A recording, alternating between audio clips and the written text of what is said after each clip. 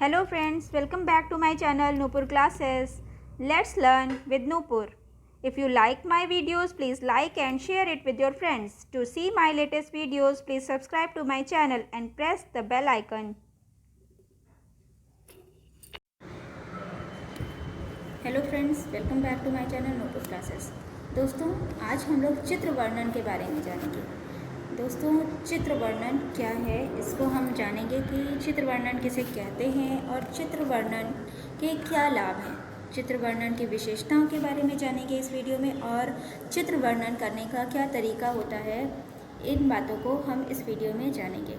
दोस्तों, अगर आप लोगों को मेरा चैनल अच्छा लगता है तो प्लीज़ इस वीडियो को लाइक कीजिए, और आप लोगों को इसी तरीके के और वीडियोस अगर देखने हैं तो प्लीज़ मेरे चैनल को लाइक कीजिए और इस चैनल को सब्सक्राइब कीजिए। दोस्तों, इस वीडियो में हम लोग देखेंगे कि मतलब हम चित्र वर्णन कैसे करें। कई बार आप लोगों को एग्ज़ामिनेशन में कुछ पिक्चर्स या कुछ चित्र दिए जाते हैं और उनके साथ कुछ प्रश्न दिए जाते हैं कि आप लोगों को एक कहानी लिखनी है उनको देखकर, या कोई काव्य लिखना है। तो इसी पर आज हम लोग चर्चा करेंगे। ये देखिए, इसमें हम सबसे पहले ये देखेंगे कि हम चित्र वर्णन किस तरह से आसानी से कर सकते हैं और कितने प्रभावशाली ढंग से हम इसको प्रस्तुत करें। तो चित्र वर्णन की सबसे पहले हम परिभाषा देखेंगे, मतलब हम ये जानेंगे कि चित्र वर्णन है क्या। किसी चित्र को देखकर उससे संबंधित मन में उठने वाले भावों को अपनी कल्पना शक्ति के माध्यम से अभिव्यक्त करना क्या कहलाता है? चित्र वर्णन कहलाता है। मतलब आप कोई पिक्चर देखते हैं, कोई चित्र देखते हैं, तो उस चित्र को देखकर अगर आप अपनी कल्पना के माध्यम से, अपनी सोच के माध्यम से उसमें जो भाव प्रकट हो रहे हैं उनको अगर आप प्रेजेंट कर सकते हैं तो वो क्या है? चित्र वर्णन कहलाता है। अब हम देखेंगे कि चित्र वर्णन कैसे, इसको हम थोड़ा आसान शब्दों में भी समझेंगे कि चित्र को देखकर उसमें निहित क्रियाओं, स्थितियों और भावों के वर्णन को ही हम क्या कहते हैं? चित्र वर्णन कहते हैं। इसके बाद हम और भी सरल शब्दों में अगर पूछना चाहें और बताना चाहें तो यह है कि चित्र को देखकर आप अपने शब्दों में किसी भी चीज़ को बताएं, कहें, उसी को हम चित्र वर्णन कहते हैं। उसको आप कहानी के माध्यम से अभिव्यक्त कर सकते हैं तो बहुत अच्छी बात है, और अगर आप काव्य के माध्यम से करते हैं तो भी बहुत अच्छी बात है। मतलब हम इसको काव्य के माध्यम से भी प्रस्तुत कर सकते हैं और गद्य के माध्यम से भी प्रस्तुत कर सकते हैं। पृथ्वी पर मानव ही एक ऐसा प्राणी है जिसको ईश्वर ने कल्पना शक्ति का वरदान दिया है। किसी भी वस्तु या दृश्य या चित्र को देखकर उसके मन में अनेक भाव जन्म लेते हैं। अपने अनुभवों के कारण किसी घटना या वातावरण के प्रति उसकी अपनी प्रतिक्रिया होती है। इस अनुभव या प्रतिक्रिया को सशक्त और प्रभावशाली भाषा के माध्यम से व्यक्त कर पाना ही क्या कहलाता है? आपका चित्र वर्णन कहलाता है।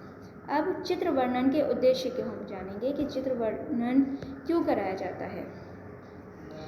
चित्र किसी घटना को दर्शाने वाला, किसी पूर्ण स्थिति को व्यक्त करने वाला, या किसी व्यक्ति विशेष या प्रकृति से संबंधित हो सकता है। आपको जो चित्र प्रस्तुत किया जाता है वो किसी प्रकृति का हो सकता है या फिर किसी व्यक्ति विशेष के बारे में हो सकता है। उसको देखकर आपको अपने मन के भाव लिखने हो सकते हैं। अब हिंदी साहित्य की दो प्रमुख विधाएं हैं, आपको पता है। पहली विधा पद्य विधा और दूसरी है गद्य विधा। गद्य शैली में अपने भाव या विचार को व्यक्त करने की अनेक विधाओं, ये विधा जो है क्या कहलाती है? चित्र वर्णन। जैसे कि मानव द्वारा अपने भाव विचार की अभिव्यक्ति के लिए अपनाई गई विधाओं में यह सबसे प्राचीनतम विधाओं में से एक है।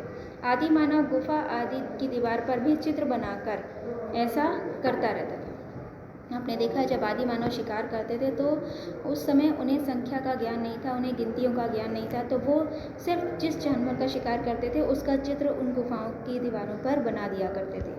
इसी के साथ साथ आप देखेंगे किसी चित्र को देखकर हमारे मन में अनेक भाव उठते हैं। इसमें हम इस चित्र से जुड़ी नाना प्रकार की चीज़ों के बारे में कल्पनाएं करते हैं। इस कल्पना शक्ति एवं अभिव्यक्ति कौशल को बढ़ावा देने और जानने और परखने के लिए ही इसे इस पाठ्यक्रम में शामिल किया गया है। अब आपको समझ में आ गया होगा कि चित्र लेखन का उद्देश्य है क्या। आपसे क्यों कहा जाता है कि आप चित्र लेखन करिए? क्यों? क्योंकि इससे आपकी कल्पना शक्ति का विकास होता है।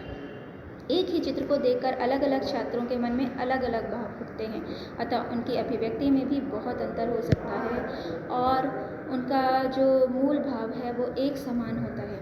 किसी चित्र को देखकर उसका लिखित वर्णन करना या लेखन करना भी एक कला है।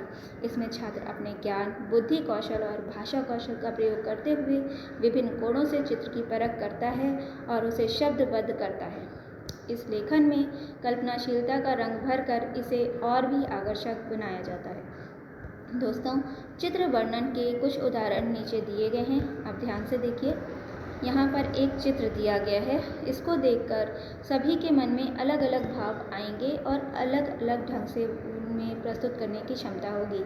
कुछ लोगों के शब्दकोश बहुत ही उत्कृष्ट कोटि के होते हैं, तो वो बहुत ही अच्छी भाषा में इसको प्रस्तुत कर सकते हैं।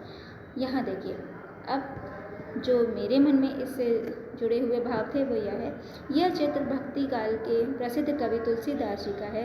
उन्होंने अमर ग्रंथ रामचरितमानस के अलावा और भी कई ग्रंथों की रचना की। इनकी अमर कृति का मूल विषय भगवान राम की पावन लीला का गायन है। अवधी भाषा में रचित इस ग्रंथ में दोहा, चौपाई, सोरठा आदि छंदों का प्रयोग किया गया है। तुलसीकृत दोहे और चौपाइयाँ लोगों की जुबान पर सरलता से चढ़ जाती हैं। इसी के साथ साथ मैं एक उदाहरण और देना चाहूँगी दोस्तों। यहाँ पर एक चित्र देख सकते हैं, इसे देखकर भी अलग अलग लोगों के मन में अलग अलग भाव आएंगे। यहाँ पर आप ध्यान से देखेंगे, अब मेरे मन में जो इसे देखकर भाव है वो यह है कि यह नई दिल्ली में खेले जा रहे अंडर 17 फुटबॉल विश्व कप के फुटबॉल मैच का एक दृश्य है। इसमें खिलाड़ियों का जोश देखते ही बन रहा है। भारतीय खिलाड़ी गेंद को लेकर आगे बढ़ रहे हैं और गोल करना चाहते हैं। अमेरिकी खिलाड़ी इस गोल को बचाने का हर संभव प्रयास कर रहे हैं। अब उदाहरणों के माध्यम से आप समझ चुके हैं कि आपको किस तरह से चित्र वर्णन करना होता है। चित्र वर्णन के लाभ के बारे में अब आप जानेंगे। चित्र वर्णन से वस्तुओं या दृश्यों को परखने की क्षमता का विकास होता है। चित्र वर्णन से कल्पना शक्ति का विकास होता है। चित्र वर्णन से अपने विचारों को एक सूत्र में पिरोकर लिखने की प्रतिभा का विकास होता है। भाषा लेखन का विकास भी चित्र लेखन से होता है। इसी के साथ साथ दोस्तों, आप चित्र वर्णन की विशेषताओं के बारे में जानेंगे।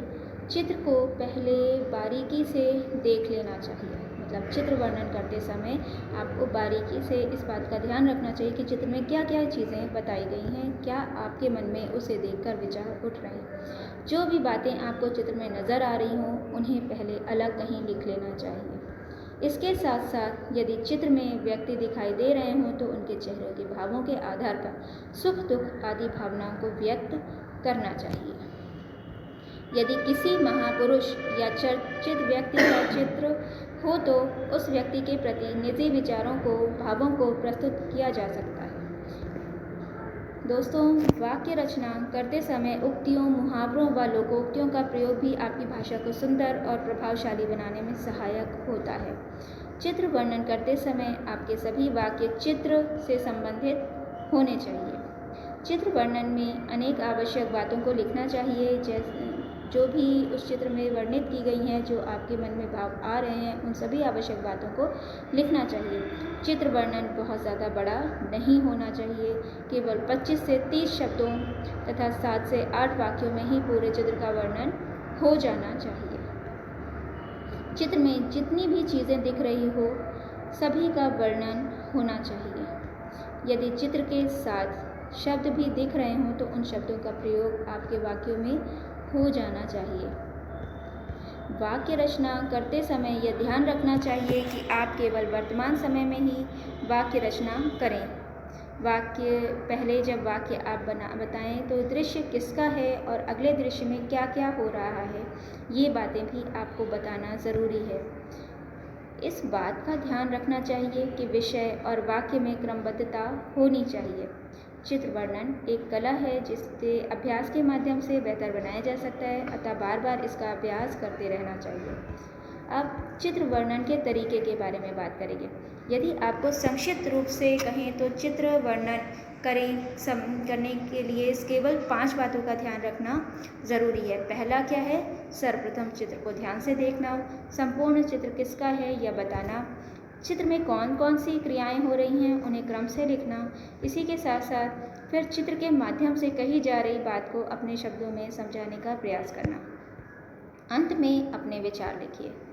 दोस्तों, अगर आपको मेरा वीडियो पसंद आया हो तो प्लीज़ इस वीडियो को लाइक कीजिए और मेरे चैनल को सब्सक्राइब कीजिए। Thank you.